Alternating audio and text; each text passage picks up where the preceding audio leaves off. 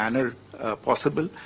It is in this context that starting from the Prime Minister's visit to Moscow in July this year, subsequently going on to his visit to Kyiv in August this year, his engagement with the leadership of both countries, as well as other regional powers and other countries that are interested in it, the involvement of the National Security Advisor, who briefed the President of Russia during his visit to St. Petersburg.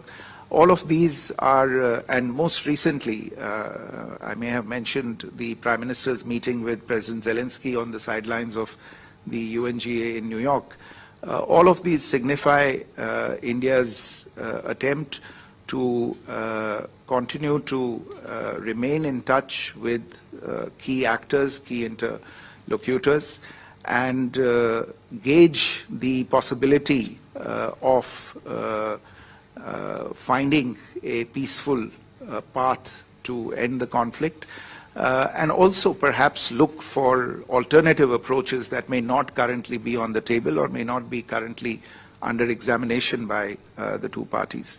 And I think we will continue to stay in touch with all parties, given that we are amongst the few interlocutors that have the comfort and the ability to speak on all sides, or speak with actors on all sides of the conflict. And as I may have said earlier, the President Putin appreciated the role that India was playing, and promised to stay in close touch with Prime Minister in connection with India's efforts.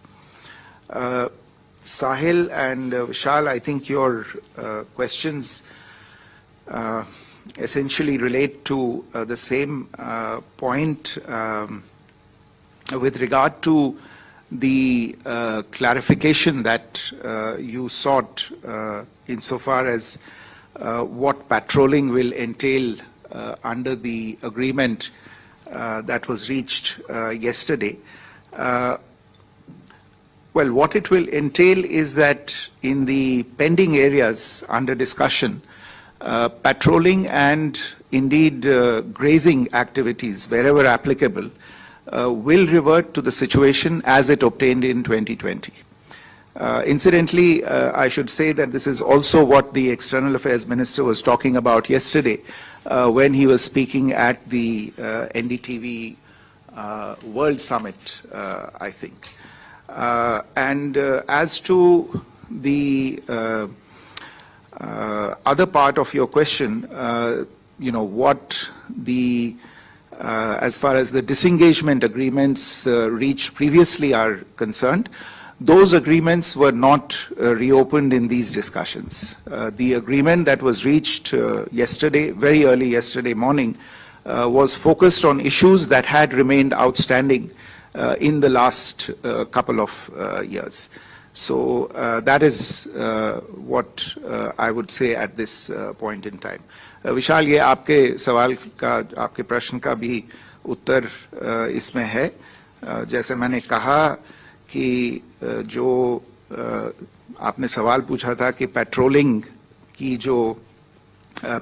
पे जो समझौता कल हुआ है उसके माने क्या है, तो उसके माने ये हैं कि जो कुछ सवाल रह गए थे जिनके बारे में पिछले 2 साल से बातचीत चल रही थी, तो वहाँ पे पेट्रोलिंग और ग्रेजिंग जहाँ पे भी वो लागू हो, तो वो वाली जो स्थिति है वो 2020 की स्थिति वहाँ पे बहाल हो जाएगी. और मैं ये भी कह रहा था कि कल जब विदेश मंत्री एनडीटीवी वर्ल्ड समिट के मौके पे बोल रहे थे तो उनका तात्पर्य भी इसी से था. और जो मेरे ख्याल से साहिल का प्रश्न था ये भी कि जो पहले अग्रीमेंट्स हुई हैं उस पे क्या असर पड़ेगा कल की अग्रीमेंट का, तो जो पहले की अग्रीमेंट्स हैं उसके बारे में इन जो अभी चर्चा समाप्त हुई है उसमें पहले की अग्रीमेंट्स को फिर से हमने खोला नहीं. ये चर्चा जो थी ये पेंडिंग अग्रीमेंट्स पे जो आउटस्टैंडिंग इश्यूज थे उनको लेके थी.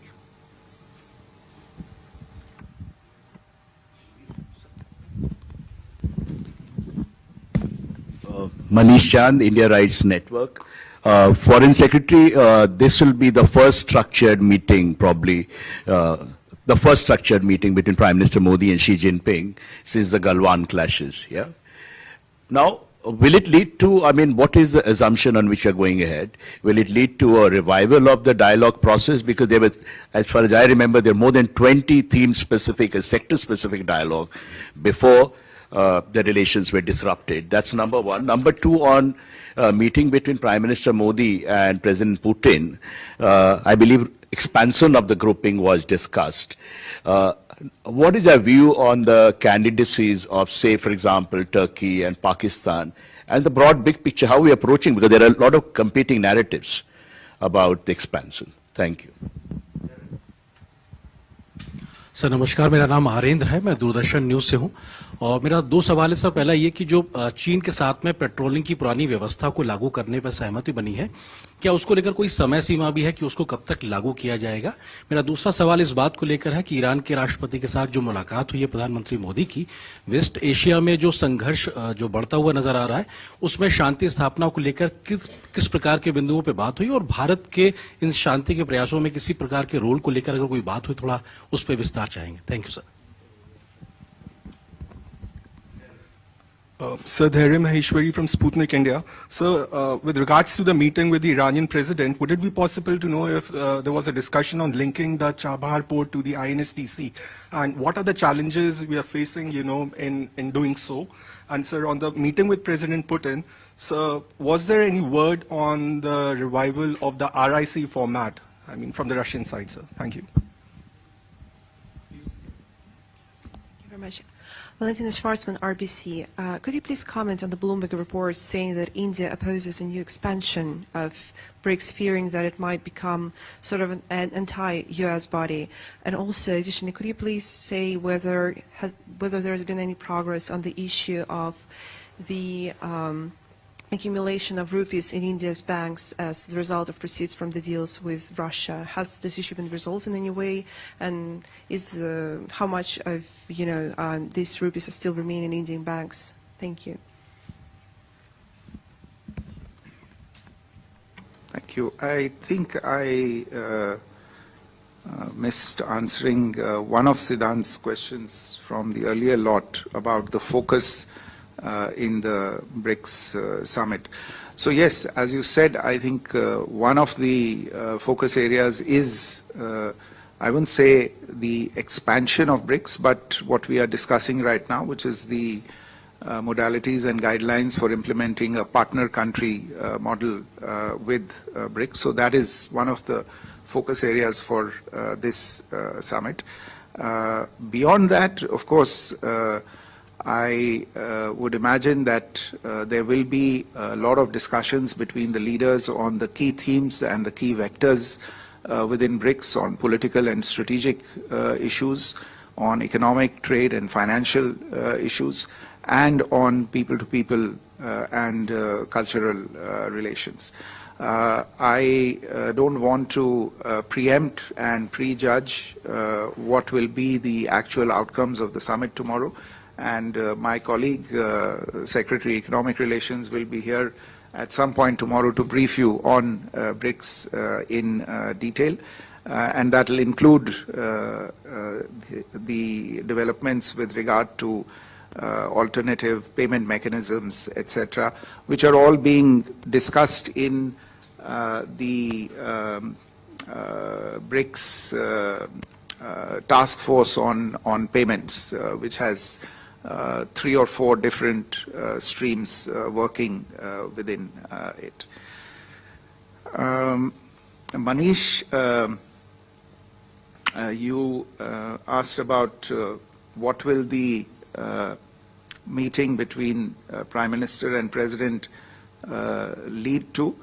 I think I can only ask you at this moment to be patient. I will not be able to preempt or preview the outcome of the meeting, but we should hopefully have some details to offer tomorrow. with regard to discussions between Prime Minister and President Putin on some of the issues that are being discussed in BRICS on membership, as I said, there is a partner country model that is under discussion. The guidelines, modalities, and the parameters of this model are under discussion. As I am given to understand, this is something that is still a work in progress at this point in time, so I don't want to go beyond my brief and comment on something that is still under discussion. Again, there might be developments later today or tomorrow that it would be more appropriate to speak about these at that point. Harind, your question on आपने पूछा था कि इसमें कोई time limit है क्या जो समझौता हुआ है. समझौते के कई पहलू हैं जो एक तो डिप्लोमेटिक लेवल पे जो बातचीत हुई है, मिलिट्री लेवल पे बातचीत हुई है, इन सभी चीज़ों को समझौते में रखा गया है और आने वाले दिनों में आपको इसके बारे में और डिटेल्स मिल सकती हैं, लेकिन अभी मैं इससे ज़्यादा नहीं कहना चाहूँगा. जहाँ तक ईरान के साथ जो प्रधानमंत्री जी की राष्ट्रपति पेजेश्कियान से बातचीत हुई है, जी हाँ, शांति वार्ता की जो आवश्यकता है पश्चिमी एशिया में, उसके बारे में काफ़ी गहरी बातचीत हुई उनसे. ईरान के राष्ट्रपति ने जोर दिया इस बात पे कि वे शांति वार्ता के और शांति के पक्ष में हैं, और प्रधानमंत्री मोदी जी ने उनसे कहा कि भारत हमेशा से शांति चाहता आ रहा है, और चूंकि भारत की इस क्षेत्र में जितने देश हैं, और उन्होंने 6-7 देशों के नाम गिनाए और उनके लीडर्स के साथ जो उनकी बातचीत हुई है उसके बारे में थोड़ा उन्होंने ब्यौरा दिया और बताया कि कैसे वो शांति वार्ता के पक्ष में सभी लीडर्स से बातचीत समय समय पे करते आ रहे हैं, और भारत एक तरह से ये भूमिका कई साल से निभाता आ रहा है और आगे भी निभाएगा. Dhari, your question on linking Chabahar and INSTC, yes, this has been something that has been a subject of discussion for some time. There are certain logistical issues involved in it, but I don't think that as a principle there is any question about the utility and the value that would be derived by linking Chabahar to the INSTC. It is something that we have discussed with a number of interlocutors, but there are certain logistics and infrastructure issues that are involved in this. Having earlier this year signed the main contract on Chabahar between Iran and India, I would imagine that movement towards this objective would be possible in the not too distant future. Your second question on the revival of Russia, India, China trilateral in the meeting with President Putin, no, this did not come up in today's meeting. I think there was a question on, if I got you correctly, that there is an impression that India opposes BRICS expansion. I think that is a completely misplaced and erroneous impression. Last year, when BRICS was expanded, we were very much in the middle of that exercise and very, very closely involved in that exercise. And the very fact that practically every country that entered as a member of BRICS last year has expressed their appreciation to India for the role that we played, only goes to testify what our stance with regard to BRICS expansion is. And I might add that it's the same role that we are playing in terms of contributing constructively to the discussions around the BRICS partner country discussion that is going on. About your question on rupees in Indian banks, I don't have the details immediately with me in terms of the quantum, but yes, these balances are there in special Vostro accounts that have been created under RBI regulations, and they are essentially aimed at enabling the trade between India and Russia to proceed in a smooth manner. But I think the details, perhaps when Secretary Economic Relations is here tomorrow, he might be able to give you more details on this.